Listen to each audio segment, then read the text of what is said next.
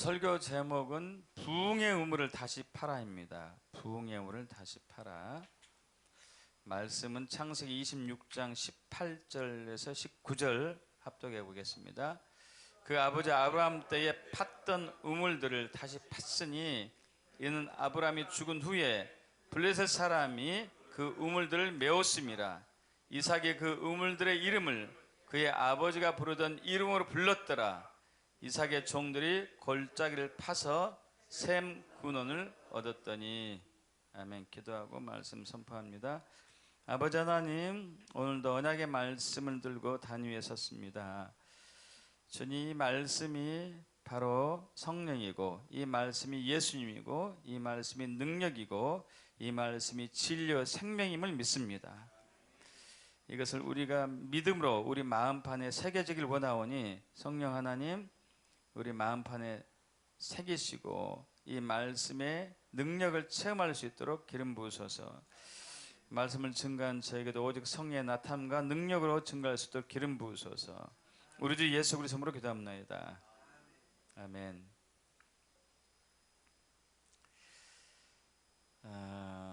여러분, 어제 새벽 축구를 보신 분들은 알겠지만은 우리의 한국 축구 국가대표 선수들이 기적의 드라마를 썼습니다. 이건 있을 수가 없는 기적이었어요. 우리나라는 물론이거니와 전 세계에 축구에 관심 있는 기자들이나 나라들이 기적의 드라마를 썼다. 6%대, 9%대 16강 질주할 수 있는 것을 100%로 바꾼 것은 기적이었다. 전 세계가 놀랐죠.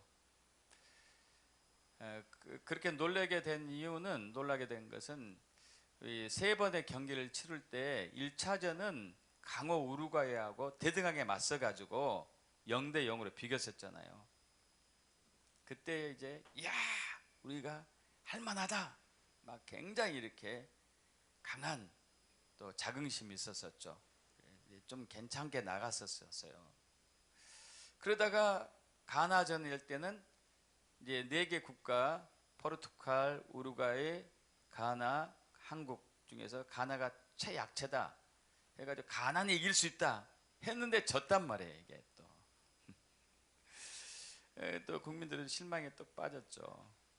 최강 포르투갈을 만났는데, 여러분, 전후반 90분 다 끝날 때까지 우리가 1대1로 있어가지고 그렇게 되면 4위로 떨어져가지고 도저히 16강에 들 수가 없는데, 연장전 들어가자마자, 연장이 아니죠, 이제 추가 시간 들어가자마자 바로 이제 손흥민의 기가 막힌 패스로 황희찬이가 골을 넣어가지고 16강에 들어갔습니다. 그러니까 이렇게 좀 됐다가 훅 빠졌다가 다시 극적으로 올라오는, 이것 때문에 더 드라마가 된 거예요. 드라마가 3번 다 이겼으면 드라마가 될 수 없겠죠. 비겼다가 졌다가 이겨가지고 드라마가 된 거예요. 거기다가 또 이제 가나가 우루과이를 끝까지 괴롭혀가지고 또 우리가 또 은혜를 입은 거고. 그걸 보면서 모든 인생은 우리 인생을 보는 것 같아. 잘 나갈 때가 있고 훅 떨어질 때가 있고 잘 될 때가 있고 또 떨어질 때가 있고, 이 인생에 굴곡이 있는 것 같아요. 굴곡. 우리 이제 삶에도 굴곡이 있어요. 경제도 그래요. 경제도 잘 될 때가 있고 안 될 때가 있고 잘 될 때가 있고 안 될 때가 있고, 달도 그러잖아요. 달도 찰 때가 있고 기울어질 때가 있고, 썰물이 있을 때가 있고 밀물이 있을 때가 있고, 잘 돼서 형통할 때가 있고 정말 어려울 때가 있고, 항상 이게 이제 반복이 되는 것 같아요. 우리 개인도, 가정도, 단체도, 교회도, 국가도, 그 어떤 것도 이걸 피할 수는 없습니다.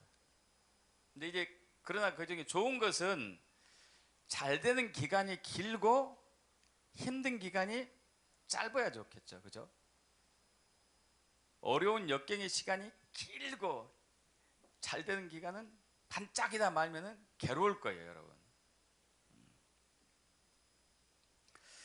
여러분 지금 어떤 시기입니까? 잘 나갈 때입니까? 아니면 점점 밑에 밑바닥 치고 있습니까? 여러분 잘 나간 분들은 더 길게 되길 축복합니다.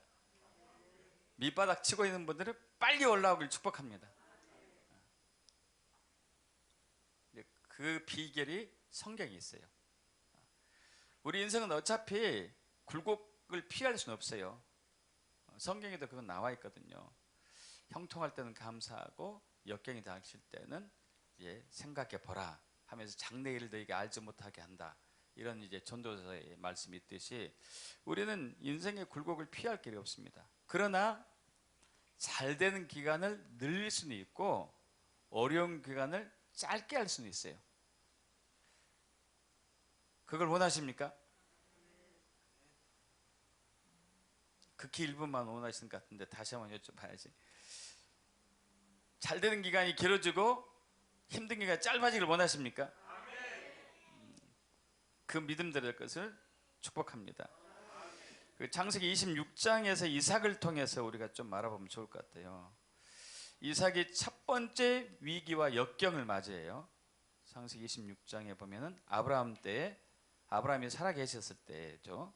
첫 흉년이 들었더니 그 땅에 또 흉년이 들었어요. 연 2년이 흉년이 들었습니다.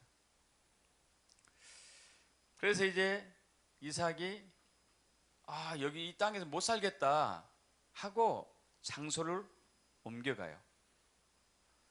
원래 이제 가나안 땅이었는데 살짝 내려옵니다. 그래서 거기도 힘드니까 더 내려가려고 이제 계획을 세운 것 같아요. 그래서 이삭으로 애굽으로 가려고 계획을 세웠던 것 같아요. 창세기 26장 2절에 보면은 여호와께서 이삭에게 나타나 이르시되 애굽으로 내려가지 말고 이렇게 얘기하고 있어요. 그 얘기는 무슨 얘기예요? 이삭이 너무 살기 힘드니까 애굽으로 가려고 마음을 먹었었어요. 그래서 애굽은 영적으로 세상을 의미해요. 세상. 이게 하나님의 방법을 따르지 않고 세상 방법을 따르려고 했다는 거예요. 여러분 위기를 빨리 극복하는 원리 중에 하나가 그거예요. 세상 방법을 의지하면 안 되거든요. 우리는 근데 그게 너무 심하죠. 그래서 하나님이 그걸 막았어요. 애굽으로 내려가지 마. 그리고 내가 너한테 지시하는 땅으로 들어가라. 하나님께서 말씀하신 것이죠. 하나님의 음성을 들은 거예요. 여러분 하나님의 음성을 듣는 성도가 되길 축복합니다. 위기 때는 하나님의 음성을 들어야 돼요. 하나님의 음성을. 그래서 이제 계속적으로 말씀하시죠. 이 땅에 내가 지시한 땅에 거류하면은 내가 너와 함께 있어 내게 복을 주고 내가 이 모든 땅을 너와 내 자손에게 주리라. 내가 내 아버지 아브라함에게 맹세한 것을 이루어 내 자손을 하늘의 별과 같이 번성하게 하며 이 모든 땅을 내 자손에게 주리니 내 자손을 말미암아 천하 만민이 복을 받으리라. 이는 아브라함이 내 말을 듣고 순종하고 내 명령과 내 계명과 내 율례와 내 법도를 지켰음이라 하시니라. 그래서 아브라함이 연이태 흉년이 들었음에도 불구하고 세상으로 내려가지 않고 주님이 지시한 그 땅에 머물기로 결정하고 그렇게 합니다. 그래서 이삭이 글 아래 거주를 하게 되죠.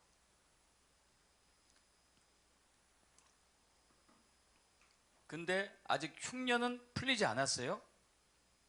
기근은 풀리지 않은 상태예요. 그 땅에 머물렀어요. 근데 두 번째 위기가 닥쳐요. 두 번째. 엎친 데 겹친 격이라고 그러잖아요. 그런 것 같아요. 위기가 오면 또 위기가 또 오는 거예요. 이게. 여러분 그런 거 경험하지 못합니까? 어려울 때 더 어려움이 하는 거예요. 그걸 설상가상이라고 하잖아요. 설상가상.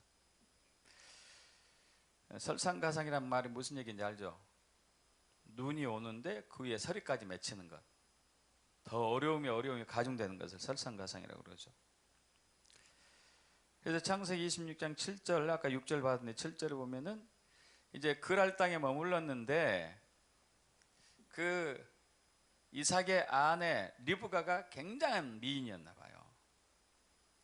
근데 여러분, 이 우리나라도 과거에 그랬지만은 1000년, 2000년, 3000년, 4000년 전에는요, 어느 아내가 예쁘면은 강제로 뺏을 수가 있었어요. 강제로 뺏을 수가 있었습니다. 그리고 그러면 남편을 죽여야 돼요. 그래야지 그 아내가 남편을 잊기 때문에. 그래서 자기 아내로 만드는 거죠. 이런 게 있었어요. 그게 그 관례였어요, 관례. 그래서 아브라함도 그렇게 했지만은 아들 이삭도 그 아브라함의 또 이제 자녀이기 때문에 그것을 또 배웠는지 모르겠지만 아내에게 얘기하죠. 당신 내 부인이라고 얘기하지 말아라. 내 부인이라고 얘기하면은 여기 그랄 사람들이, 그랄에 있는 사람들이 당신을 뺏어가고 나를 죽일 거다. 당신은 나의 누이라고 해라. 누이라고. 그렇게 이제 했던 것이죠.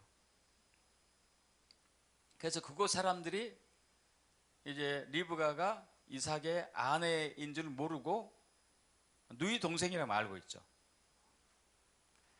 그런데 이제 어느 날 그렇게 지내는데 한 번은 그 블레셋에 사는 사람들이, 블레셋 사람들이 그 이삭하고 리브가가 서로 껴안고 살아가는 것을 본 거예요. 그래서 아비멜렉이 이것을 이제 그거 보게 됐죠. 그래서 이삭을 불러서 얘기합니다. 야, 너 네 아내인데 왜 누이라고 했어? 내 백성 중 하나가, 아마 자기도 포함될지 모르겠어요. 내 백성 중 하나가 너 부인하고 동침할 뻔했잖아. 어? 야, 그럼 쟤가 우리한테 올 거 아니야. 그러니까 이제 내가 두려워서 그랬다고 얘기하죠. 그래서 아비멜렉이 백성에게 명령합니다. 이 리브가란 여인은 이 이삭의 부인이다. 절대 손대면 안 된다. 여러분, 하나님의 은총이었어요. 할렐루야. 보호하는 거죠. 우리 예수 믿는 사람들에게는 하나님의 보호하심이 있습니다. 은총이 있어요. 자, 이래서 이제 두 번째 위기는 지나갔지만 첫 번째 위기는 남았어요. 계속 흉년과 기근이 드는 것. 그런데 놀라운 부흥이 일어납니다. 창세기 26장 12절, 13절, 14절 합독합니다.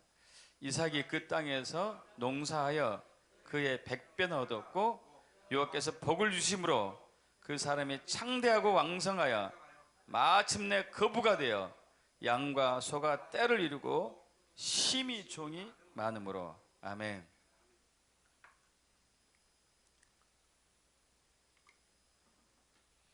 여러분, 이삭이 종이 얼마나 됐을까요? 상상해 보셔봐요. 몇 명이나? 상상해서 얘기해 보세요. 뭐 답은 없잖아요. 성경 안 나왔으니까. 3,000명. 와. 그때 1000단위는 넘어가요. 1000단위는. 왜 1000단위는 넘어가냐면은 아브라함이 조카 롯이 붙잡혀 갔었을 때 자기 군대가 있었어요. 군대 318명. 그럼 318명의 군대가 가족들이 있었을까요? 없었을까요? 가족들이 있었어요. 그럼 거기서 가족이 최소 5명에서 이상일 텐데 그것만 해도 몇천 명이에요. 몇천 명. 군사만 해도. 그리고 가축 기르는 사람이 있었고 농사하는 사람이 있었을 것이고 수천 명이 적게 잡아도. 어느 정도 부자인지 알겠죠, 여러분? 엄청난 부야, 엄청. 근데 그 부가 아브라함보다 더 많아졌어요, 이삭이. 할렐루야. 얼마나 얻었다고요, 소득을? 100배. 여러분, 농사를 지었는데 전에 쌀을 100감 얻었는데 이번에는 망감하고 망감. 가축이 있는데 전에는 500마리였는데 이번에는 5만 마리. 1년 사이에. 그래서 저는 이게 참 잘 안 믿어지겠어요. 왜냐하면 새끼를, 예를 들면 소가 새끼 뵐 때 한 마리, 많아야 두 마리예요. 얘가 10마리 뵐 수 있을까요? 힘들겠죠? 근데 그렇게 됐단 얘기예요. 모든 동물들이 임신하고 임신하는데 한 마리가 아니고 두세 마리 더블로 묶고 더블로 가, 뭐 이런 식으로 했는지 모르겠지만 막 배가가 돼가지고. 그리고 벼의 나달이, 제가 옛날에 알기로는 뭐 어디 한 이삭에 뭐 7, 80개라든가 어쩌나, 이게 7, 80개, 7,000개, 8,000개에 맺을 수 있을까요? 부러지겠죠. 근데 부러지지 않고 달려 있다는 게 기적이겠죠. 어마어마한 부가 한 거죠. 그런 부흥이 우리 한국에 있었다니까요. 우리 한국에 있었어요. 근데 1990년대 이후에 그 부흥의 불에 사그라가듯이 또 한 번의 위기를 맞이합니다. 또 한 번의 위기를. 창세기 26장 14절, 15, 16절 합독해 볼까요? 양과 소가 떼를 이루고 종이 심이 많으므로 블레셋 사람이 그를 시기하여 그 아버지 아브라함 때에 그 아버지의 종들이 판 모든 우물을 막고 흙으로 메웠더라. 아비멜렉 이삭에게 이르되 내가 우리보다 크게 강성한즉 우리가 떠나라. 여러분, 이 역경은요, 흉년 2년 흉년 든 것보다도 아내를 잃을 뻔한 위기보다도 더 큰 위기가 왔어요. 여러분, 중동 가나안 팔레스타인은 물이 부족 국가잖아요. 물이 부족하잖아요. 그래서 물이 부족한 것을 메우기 위해서 우물을 팠어요. 우물을 파가지고 사람도 마시고 가축들도 마시고 우물을 넣었어요.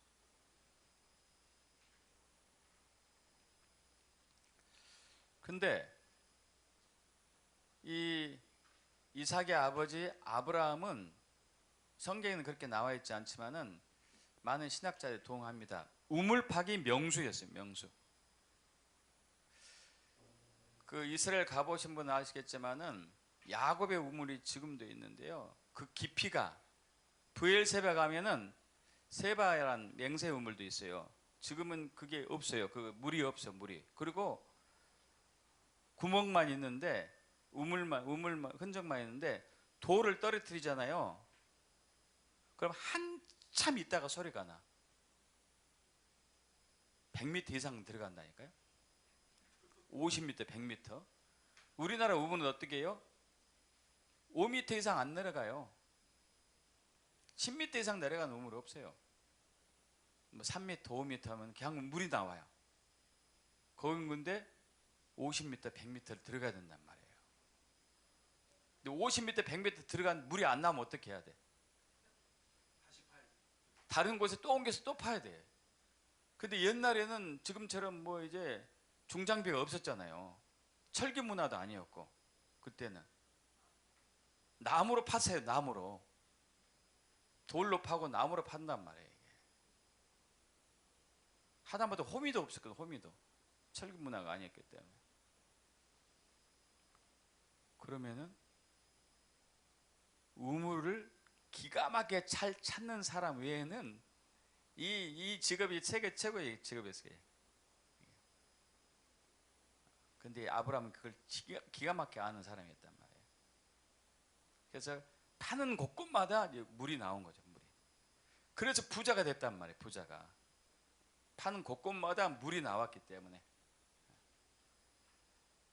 그래서 이제 그 이삭이 가축들이 많아지니까 아버지가 팠던 우물들 돌아가면서 가축들을 기르고 사람도 마시고 해서 이제 잘 됐는데, 이것을 어떻게 했다고요? 블레셋 사람들이 메어버렸어요. 너무 부강하니까, 너무 잘 되니까, 우리보다 더 제 이방이 객이 더 잘 살고 있네? 시기가 너무 나버린 거예요. 너무.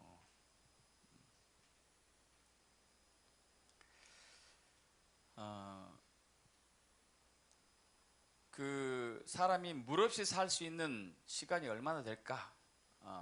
과학자마다 좀 의견이 다르긴 하지만은, 우리가 공기가 산소가 없는 상황에서 3분 이상 넘기기 힘들고, 물이 절대적으로 없는 상황에서 3일 넘기기 힘들고, 그리고 음식을 폐하고 3개월 넘기기 힘들다. 333이라는 게 있죠. 근데 그 물이 다 막혔단 말이에요. 엄청난 역경을 맞이한 거죠. 그래서 이삭이 어떻게 이것을 돌파했냐, 이걸 이제 우리가 보면 우리의 현재 위기, 한국교회 어려움, 대한민국의 환란을 극복할 수 있겠죠. 그렇게 되게 축복합니다. 이삭이 했던 것, 이삭이 했던 것이 있어요. 먼저 하지 않은 일이 있습니다. 이삭이 하지 않았던 일. 자, 또 한 번의 큰 역경을 맞이한 이삭은 어떻게 극복했을까요? 집중하세요. 여러분은 지금 역경을 맞이하고 있는 여러분은 어떻게 대처하고 있습니까? 어떻게?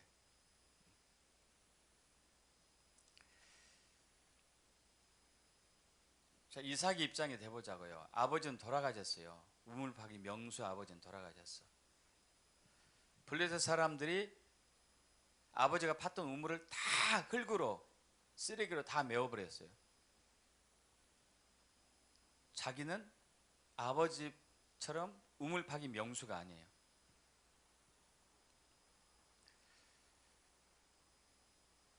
그가 하지 않았던 것은 우물파기 명수를 찾아가지는 않았어요. 여기서 우물파기 명수를 찾아가지 않았습니다.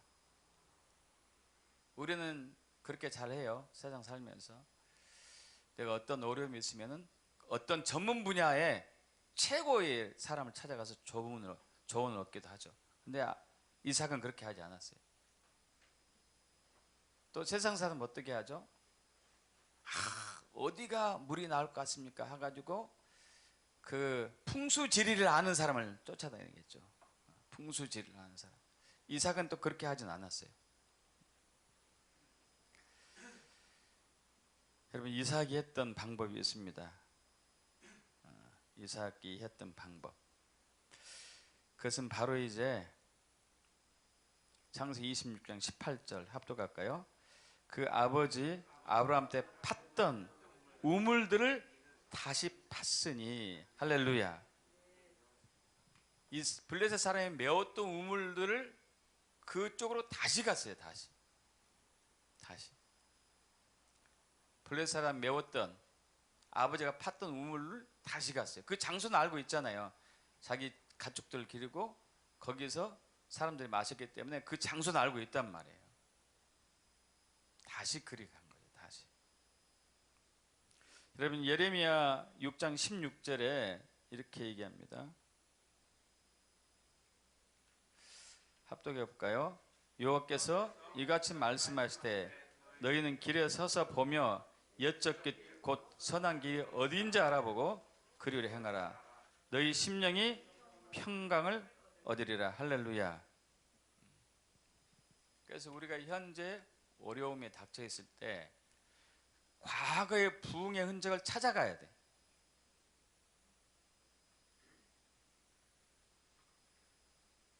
할렐루야. 과거에 여러분의 삶에 부흥이 있었던 때가 있었을 거예요. 한국교회에 부흥이 있었을 때가 있었단 말이에요. 그죠? 한국교회 부흥이 왔었잖아요. 1907년 평양 장대행교회에. 그 부흥이 몇십 년 동안 계속 됐었고, 그것을 찾아봐야 돼요. 그러니까 이삭은 아브라함이 흥황했던 그 부흥으로 다시 갔단 말이에요. 할렐루야. 그 우물을 다시 판 것이죠.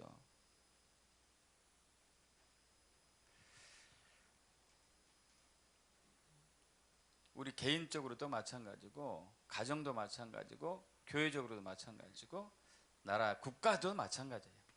부흥했었는데 왜 부흥했었는지를 발견해야 돼요. 왜 부흥했었는지. 우리는 그것을 찾아보기보다는 현재 우리 문제점이 뭔가를 보려고 애를 써요. 실질적으로 교회도 그러기도 했어요. 한국교회가 부흥하지 못한 이유가 뭘까? 교회가 분열됐다. 분열했으니까 우리 하나로 뭉치자. 저도 이제 그것을 주장했던 사람 중에 한 사람인데, 그 뭉치자고 연합하자고 해도 잘 안 되더라고요. 회개하자. 그것도 잘 안 되고, 좌파가 문제다. 또 그것도 잘 안 되고, 이런 여러 가지 난제들을, 문제점들, 현재 보이는 문제점들을 해결하려고 애를 쓰고 있어요. 우리가 그러잖아요. 어려움이 닥칠 때 현재 뭐가 문제점이지? 뭐가 문제점이지? 이걸 해결하려고 애를 쓴단 말이에요. 근데 그걸 해결해도 문제는 해결이 안 돼요. 해결되지도 않아. 그러지 않아요? 현재 문제점이 해결되지도 않고 해결할 수도 없고. 중요한 것은 과거의 부흥으로 돌아가 봐야 돼요.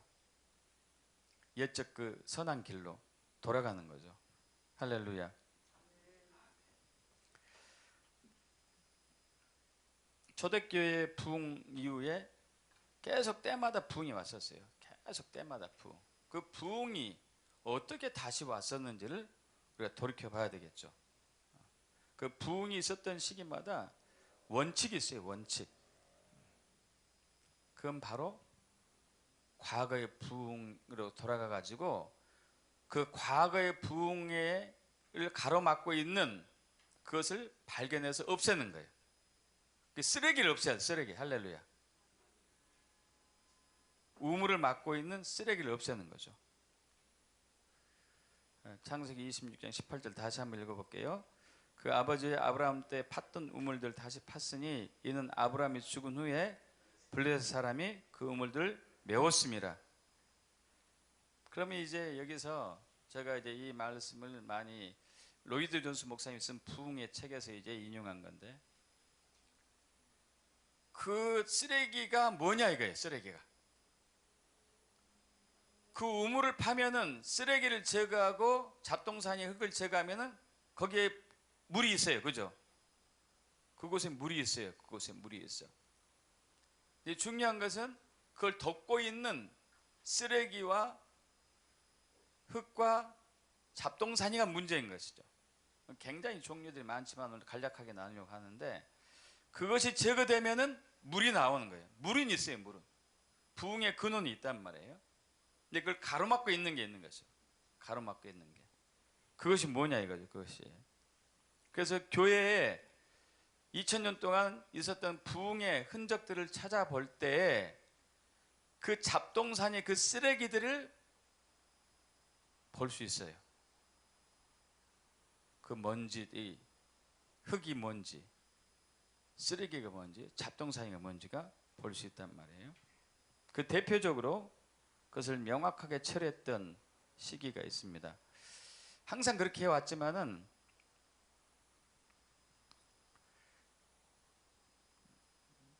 오염된 진리. 자, 쓰레기로 막혀 있는 우물인데, 그 쓰레기로 막힌 쓰레기는 오염된 진리를 얘기해요. 오염된 진리. 진리가 오염되면은 부흥의 우물이 막히게 되거든요.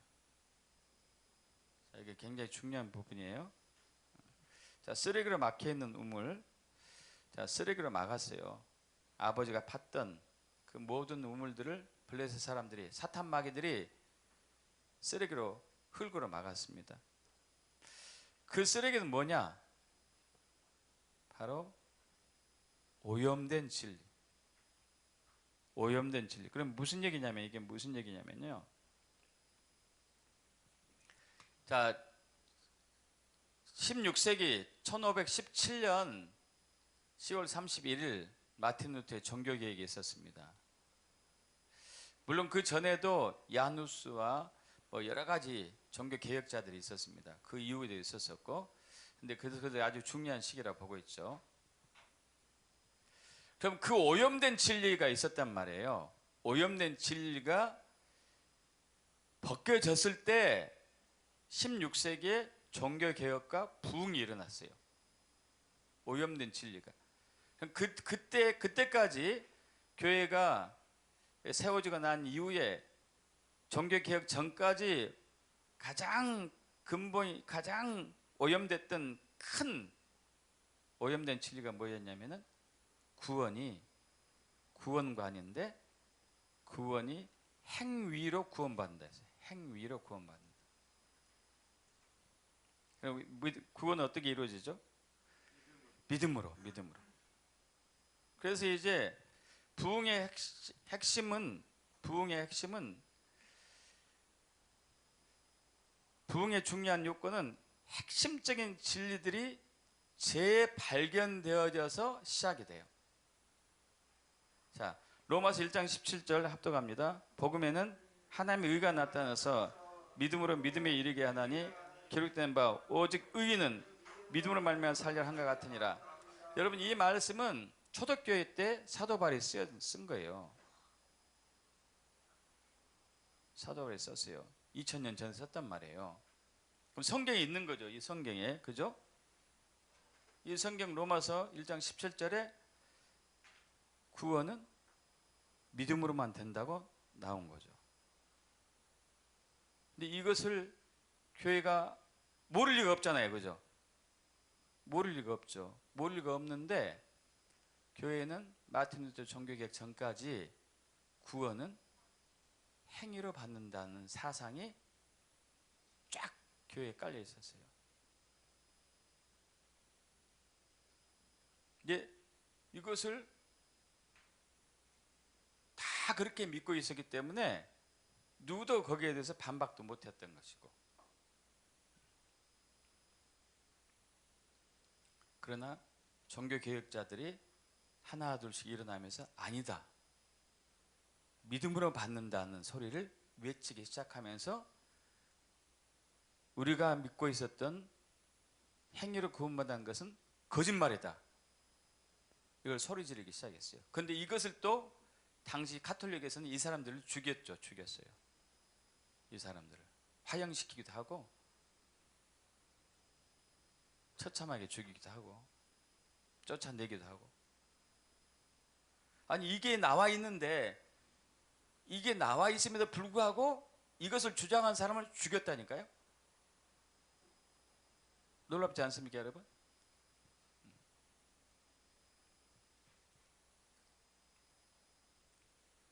그래서 이제 이삭이 한 일은 우물을 막은 쓰레기를 치웠어요. 다시 얘기해서 이제 마귀가 뿌려놓은 진리로, 오염된 진리로 믿고 왔었던 그 비진리를 벗겨버리고 진짜 진리를 나타나게 한 것이 첫 번째 종교 계획이죠.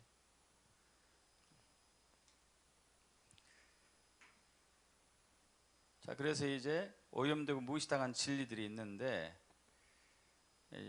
이제 세 가지만, 이제 이건 간략하게만 얘기할게요. 간략하게만.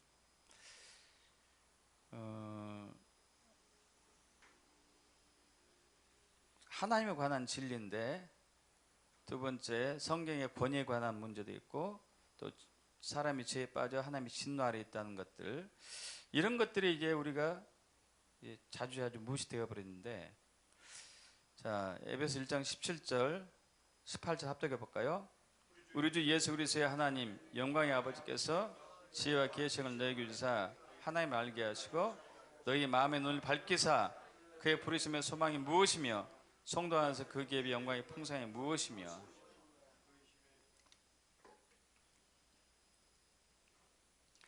주님을 아는 지식이 성경의 중추적인 진리거든요. 이것이 하나님에 관한 교리적인 지식, 신학적인 지식으로 대체되는 것. 여러분의 부르심이 그냥 교회 봉사하고 헌신하고 충성한 걸로 대체되어 버리는 것. 여러분, 제가 어제 리더십 비전 스쿨을 거기서 이제 시간이 맞춰지고 오후에 이제 우리 인천시 기독약사회가 설립을 했어요. 거기 가서 이제 함께 했는데 초청 받아가지고 예배 끝나고 서로 이제 한 3, 40명의 기독약사 회원들이 대화를 나누는 도중에 한 분이 이런 얘기를 했어요. 최근에 자기는 교회 안 나간대요. 왜냐면은 교회가 너무 실망스럽대.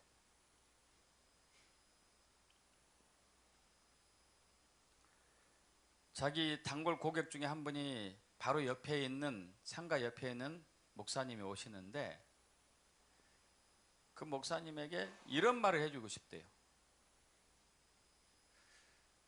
아니, 교회에 가면은 교회 성장을 위해서 성도들을 종으로 부려먹는 것 같다고. 정말 성도의 마음을 위로해주고 성도의 삶을 질을 개선시킬 수 있는 그런 목회를 하면 안 되겠냐고. 그 말은 못했대요. 마음으로만. 마음으로만. 왜냐면 그 교회에 이제 가끔 가지 뭐 계속 다니진 않으니까. 그래서 거기에 대해서 어떤 이제 약사분이 저한테 이제 도움을 청하더라고요. 여러분은 그런 생각 해본 적 없습니까?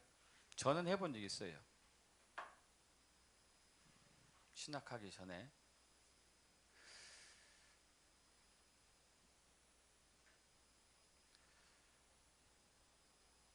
여러분의 부르심이 뭔지를 명확하게 알지 못하면은 그 얘기가 나올 수밖에 없어요.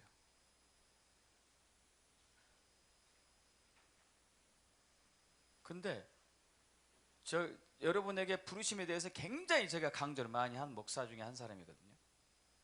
근데 문제는 자기의 부르심에 대해서 고민하는 사람들이 극히 적어요. 왜 그럴까요? 다 그렇게 사니까, 그렇게 신앙생활 하니까.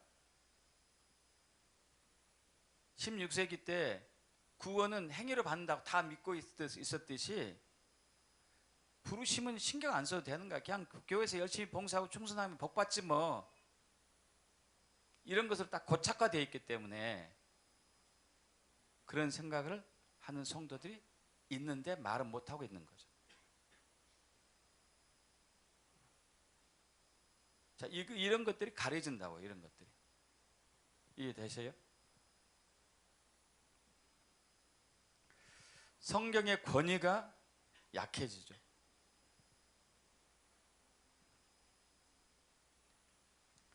하나님의 진노에 대해서도 우리는 약해져요. 사랑의 하나님이 무슨 진노래. 그러면 우리 이 시대에 일어나고 있는 재앙들이 뭐예요? 하나님이 고의적으로 내리진 않았지만은 보호막을 거둔 결과거든요. 우리를 깨우기 위해서. 그것도 사랑의 징계죠. 사랑의 매죠. 사랑의 매.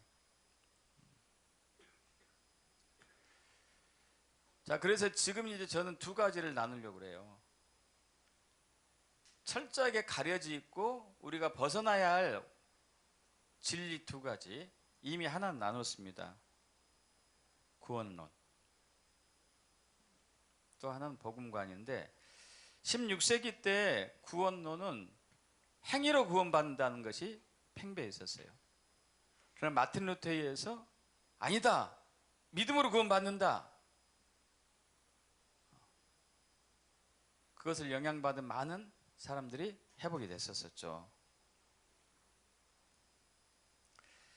갈라디아서 2장 16절 합독해 볼까요? 사람이 의롭게 되는 것은 율법의 행위로 말미암이 아니요 오직 예수 그리스도의 믿음으로 말미암은 줄 알므로 우리도 그리스도 예수를 믿나니 우리가 율법의 행위로서가 아니고 그리스도를 믿음으로써 의롭다함을 얻으려 함이라.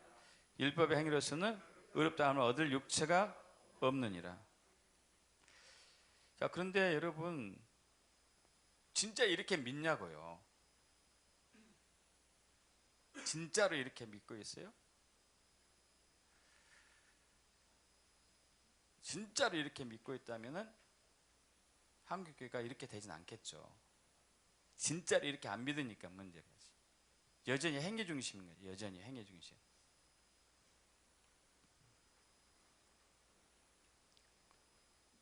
이건 과거에 제가 수도 없이 얘기했던 부분이니까 짧게 하고 넘어가고요. 두 번째는 복음론인데, 그동안 복음이 구원에만 머물러 있어요. 구원에만. 구원.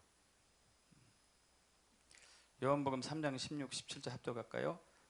하나님이 세상을 이처럼 사랑하사 독생자를 주셨으니 이는 그를 믿는 자마다 멸망하지 않고 영생을 얻게 하려 하심이라. 하나님이 그 아들 세상에 보내신 것은 세상을 심판을 하심이 아니요 그로 말미암아 세상이 구원을 받게 하려 하심이라. 근데 이 구원, 믿음으로 구원받아.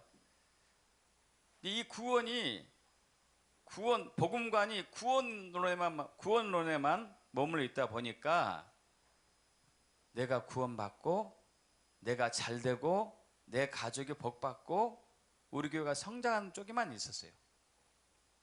요한 3서 1장 2절 합독해 볼까요?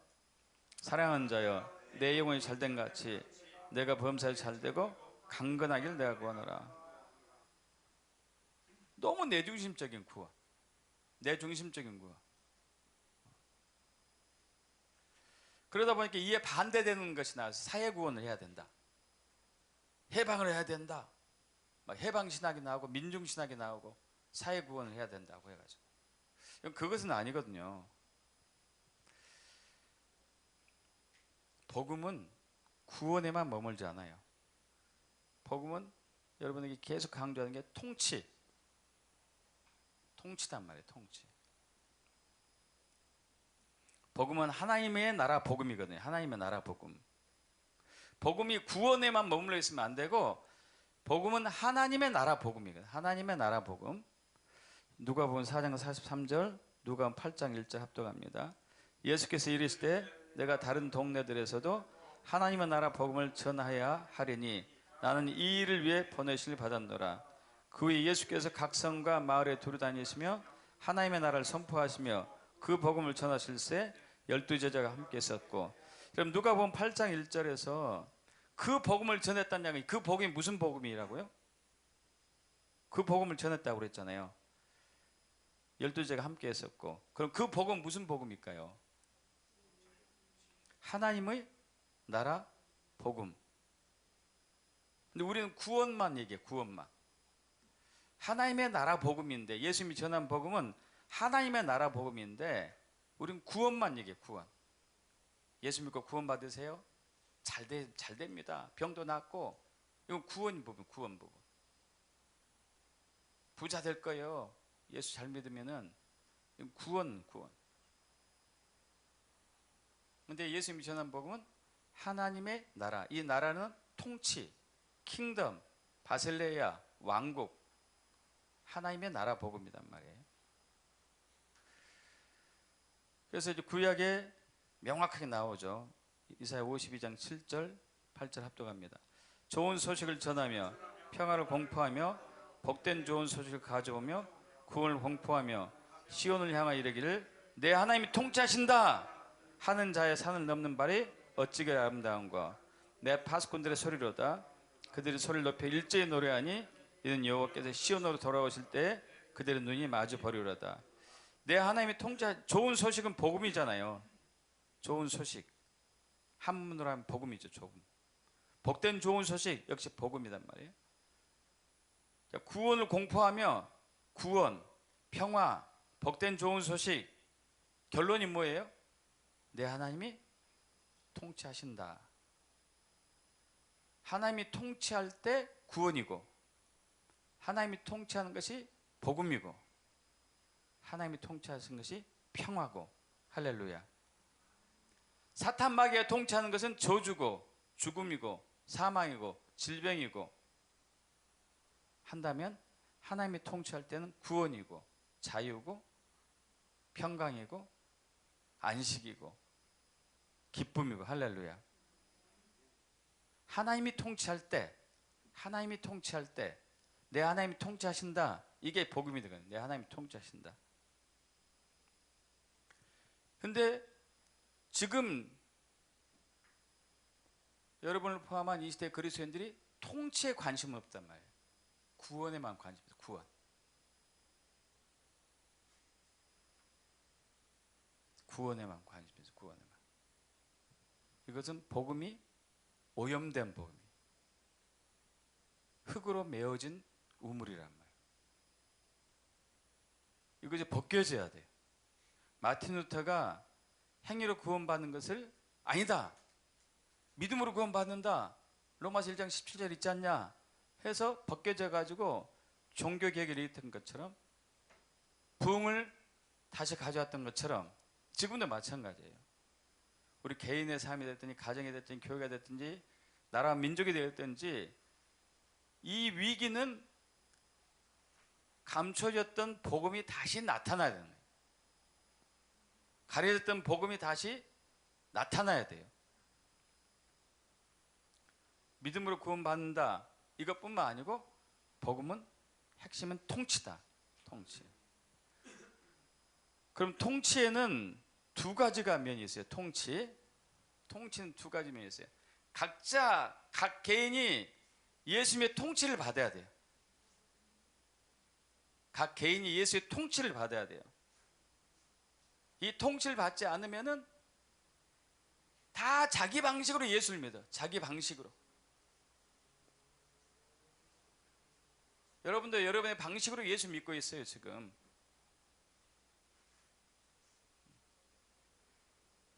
많은 교단들이 나온 이유 중에 하나가 자기 방식으로 예수를 믿었어요. 연합되지 않는 이유가 자기 방식으로 예수를 믿었어요. 하나님의 주권에 순복하진 않아요. 하나님의 주권에 순복하진 않죠.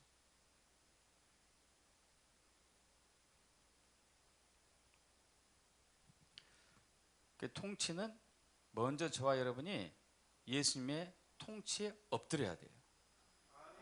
순복해야 되거든요. 복종해야 되거든요. 그리고 난 이후에 교회가 모든 영역을 통치하게 돼요. 그리고 나면은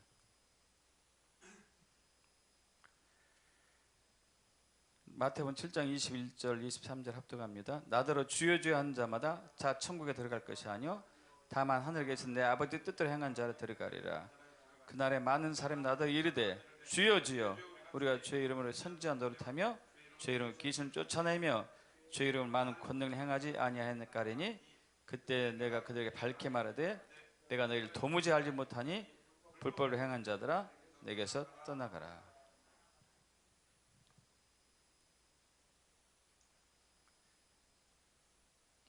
지금 교인들이 주일 성수하면 잘하는 거야.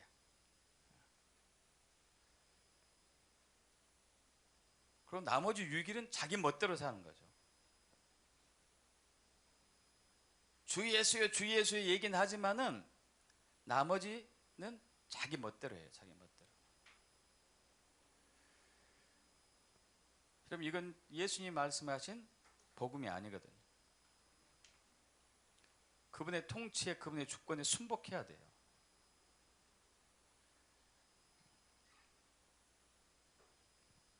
이 원칙을 벗어날 수는 없어요. 이 원칙을 벗어나서 부흥이 올 수가 없어요.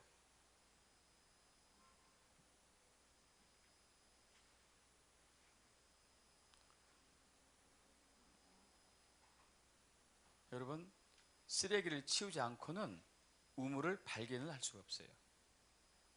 쓰레기를 치워야 돼요.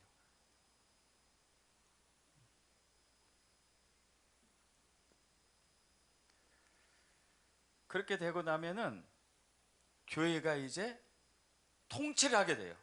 이게 부흥이단 말이에요. 할렐루야. 교회가 통치를 하게 돼요. 교회가 통치를. 시몬 베드로의 신앙 고백 있잖아요. 주는 그리스도시요 예수님이 나의 주인입니다. 내가 당신의 주권 앞에 엎드리겠습니다. 살아계신 하나님입니다. 당신의 통치 앞에 순복하겠습니다. 여기에 뭐가 주어져요? 18절 19절 합동합니다. 또 내가 내게 이르노니 너는 베드로라 내가 이 반석 위에 내 교회를 세우리니 음부의 권세가 이기지 못하리라. 내가 천국 열쇠를 내게 주리니 내가 땅에서 무엇이든지 매면 하늘에서 매일 것이요 내가 땅에서 무엇이든지 풀면 하늘에서 풀리리라. 아멘. 주권에 순복하고 난 이후에 킹덤 열쇠, 통치 열쇠가 주어져요. 그럼 그 통치 열쇠를 가지고 각 영역에서 부흥을 일으키는 거죠. 부흥을 일으켜요. 어제 인천시 기도 약사에서 저희가 이제 축도를 맡게 되는데 축도하기 전에 하나님의 감동 주셨어요. 여러분 앞으로 지금 4차 산업혁명 시대잖아요. 4차 산업혁명 시대는 1차 산업혁명이 증기기관차로 세워졌고 일어났고 농사 짓던 사람 농사 시대에서 이제 산업이 일어난 거죠.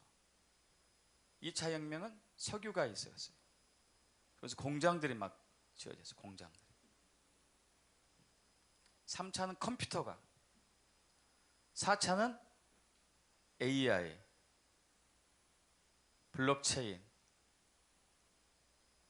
가상 공간,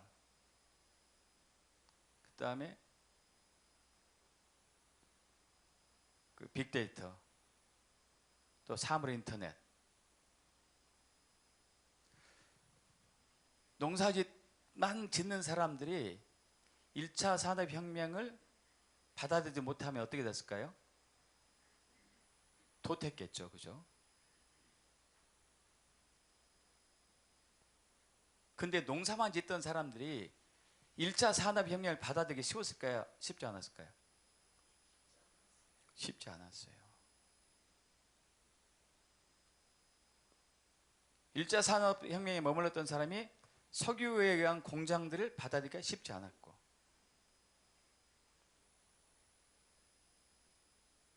그 다음에 컴퓨터를 받아들이기 쉽지 않았어요. 제가 76년도에 대학 입학하고 한 번은 이제 친구한테 이제 방학 때 놀러 갔는데 이 친구가 컴퓨터를 배우더라고. 그때 76년도에. 난 이게 뭔지도 몰랐어요. 처음 들어본 단어들을 컴퓨터 이제 학원을 따라갔어요. 이제 친구 집에 놀러 갔는데 혼자 방에 있기 그래가지고 학원 따라갔더니 뭐 생소한 단어들이 나와요. 나중에 보니까 컴퓨터. 지금 컴퓨터 못하는 사람 없죠? 자, 근데 컴퓨터를 처음에 개발한 사람은 대박 났을까요? 나지 않았을까요? 대박 났겠죠. 자, 지금 4차 혁명이 오고 있습니다. 여러분은 4차 혁명에 대해서 준비하고 있습니까? 이미 시작됐는데 누가 엄청난 부자가 될까요? 엄청난 부를 누릴까요? 4차 혁명의 선두주자. 그 다음 부자는 그를 따라간 사람들. 나머지는 그렇게 살겠죠. 그죠? 근데 갑자기 이 마음이 왔어요. 이 마음이 와가지고. 왜 마음이 왔냐면은, 여러분 AI 시대가 딱 본격적으로 되잖아요. 없어진 직업 중에 하나가 약사거든요. 의사도 포함되고. 제가 약사 출신이고 한의사 출신인데 마음이 아프잖아. 그래가지고 어떻게 위로를 하지? 아니다.